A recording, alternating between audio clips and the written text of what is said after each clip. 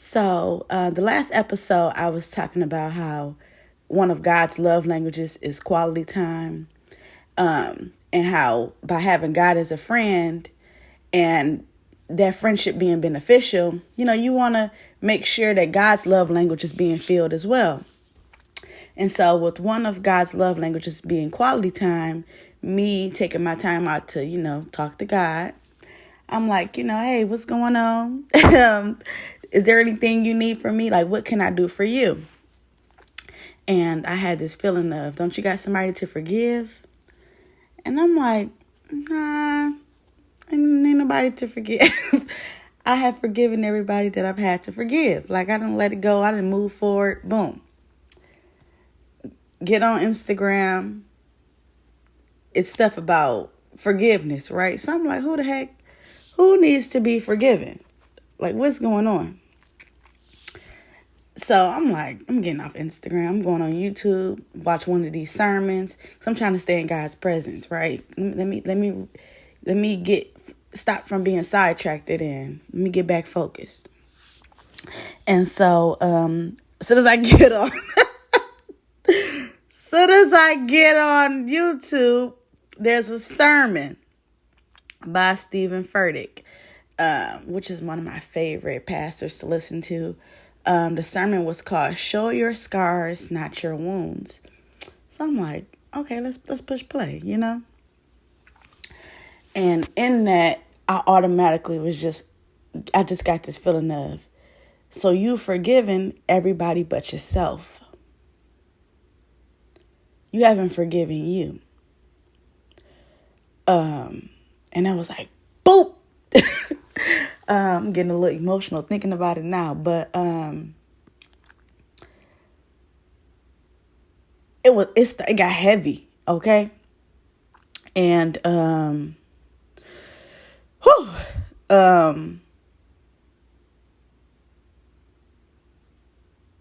it was in the sermon they were talking about.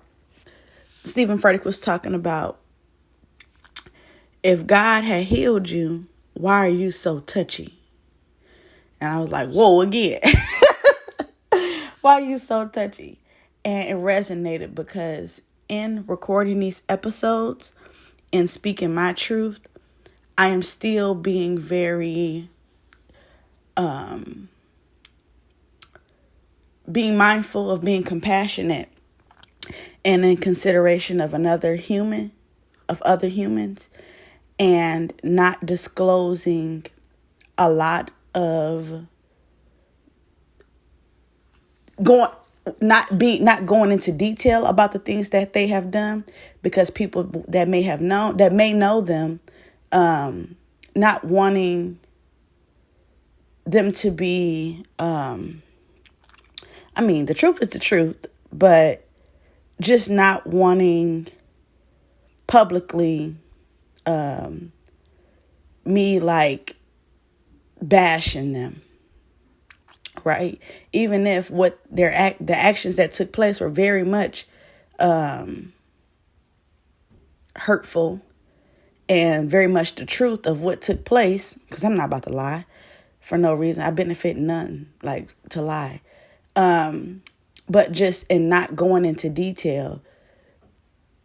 And like literally re-listening to my recordings, like, okay, like, is there something I could have left out? Because if they happen to hear it, if they just so happen to hear it, or somebody that they're attached to hears it, I don't want to hurt them still. Like, even though I felt the way, or I've taken some hits, I don't want to be the one causing the pain, right? And it has had me a little on edge or on guard, because I'm like, I hope when people hear this, they're not, because I believe that people can be redeemed. I've been in spaces. I know I haven't been perfect. I know that I have inflicted some wounds or a wound at some point in time, and I've grown. And so I don't want to be judged, or I don't want who I was or the decisions that I made to be what people carry on to look at me as like that be my, you look at you see that as like the who I am because I've made some poor decisions, right? And so in hoping that each individual has grown, or after being more aware of the circumstances, looking at their decisions and wanting to make healthier ones so that they don't hurt other people in the same way, and just so that they are a better individual as well. So just still trying to protect them, because I don't interact with anybody, whether it's a friend, dating, relationship. Family member. I don't interact with anybody that I don't care about or love. And still trying to protect people that I care about, even if our relationship is at a distance and it's healthier for me to not communicate with you, just not wanting to be causing pain or inflicting pain. And so I've been touchy. I've been a little touchy because I'm like, I feel like I'm being told to like share my journey, not being so private, showing how transparent I am in my struggles and how I got through them. Not telling people's name or going into detail about how I met I told into detail about one of the people, but nobody knows them but like two people that we share, in common. So yeah, just being touchy and hope in the hopes of, I hope I'm not hurting you by speaking my truth. Still, it's wild. But the knowing, like, have you forgiven yourself? So I have been struggling with, once I got out of different circumstances, processing what took place and just like asking myself, how did I allow certain things to happen when I would see the red flags of it? With that increasing my trust issues, because I don't trust people at all. And it keeps me guarded because I'm always anticipating now every little thing, waiting like, what is this person going to do to betray me or hurt me? Because just being used to feeling like there's not like a healthy friendship there, you can be cool with the person for so long, but at some point they're gonna hurt you. Relationship, at some point they're gonna start getting manipulative or start being abusive. In dating, like all of that, just like feeling like I can enjoy this right now, but I know at some point you gon' come hit me with the whoop-de-whoop. And that's just because like I've been grieving with myself about not trusting myself, not forgiving myself for not trusting myself. So now it's just like stay to yourself, interact with people a little bit, but if you keep this shield around you, this guard around you, can't nobody hurt you.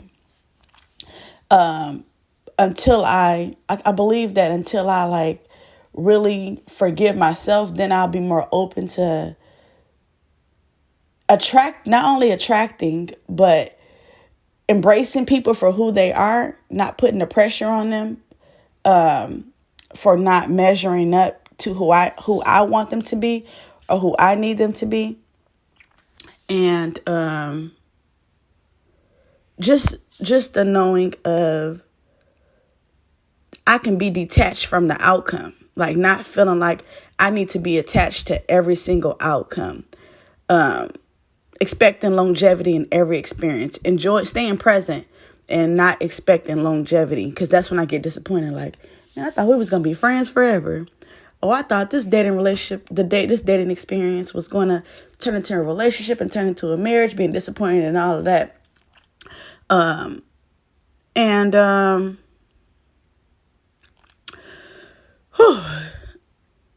He was talking about how forgiveness is not that it didn't happen or didn't hurt, but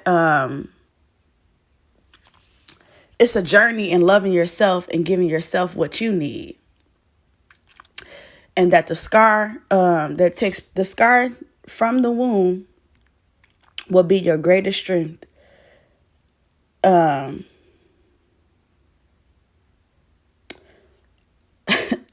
This is a little heavy for me.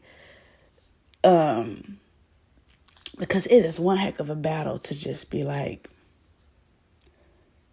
you put your trust in everybody but yourself. How did you get to that point? Sitting with myself on that.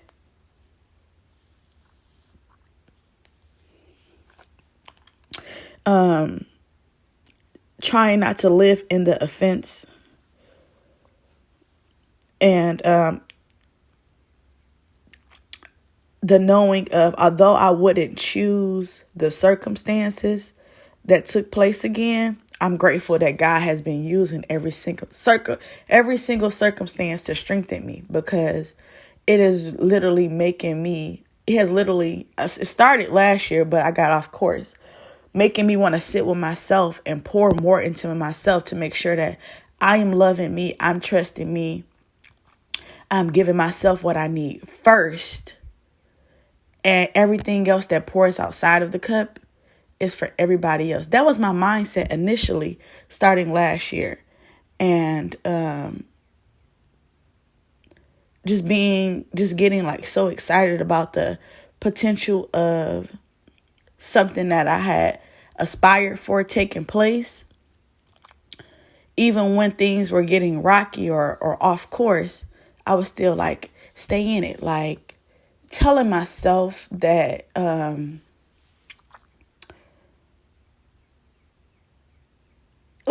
subconsciously,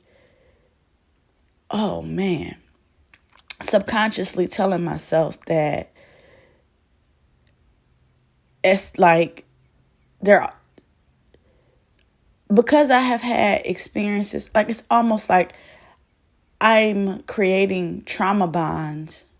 I was creating trauma bonds where love looked like manipulation.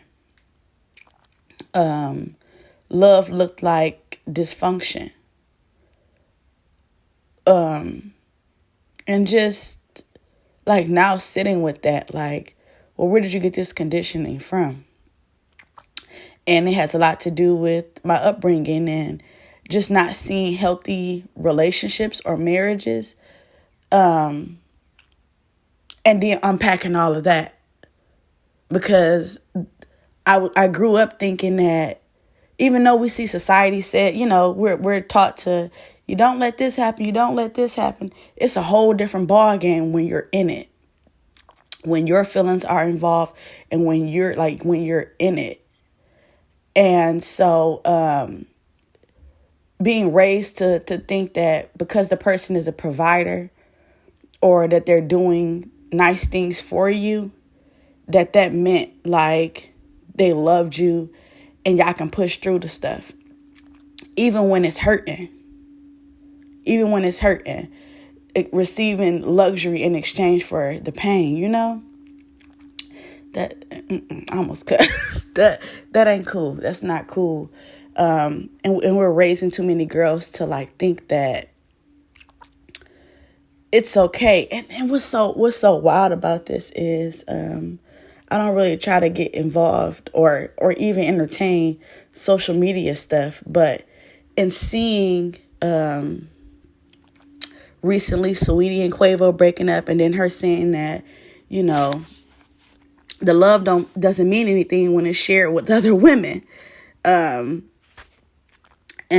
just saying like she's tired of receiving nice things in exchange for the pain that looks good from the outside.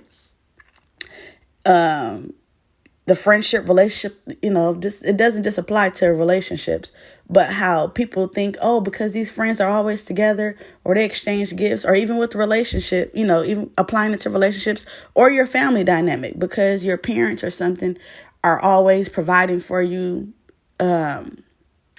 luxury things, that you don't deserve to be nurtured and cared for and loved genuinely. Because love is not painful. Love is not supposed to, no, that's not, it's, God didn't create love to be a painful experience. And so,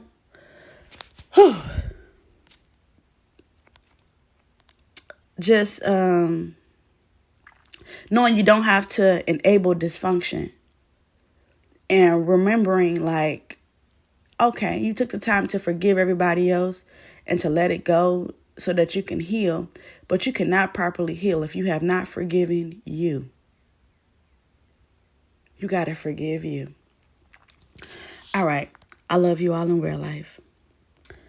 So the last episode, I was talking about how one of God's love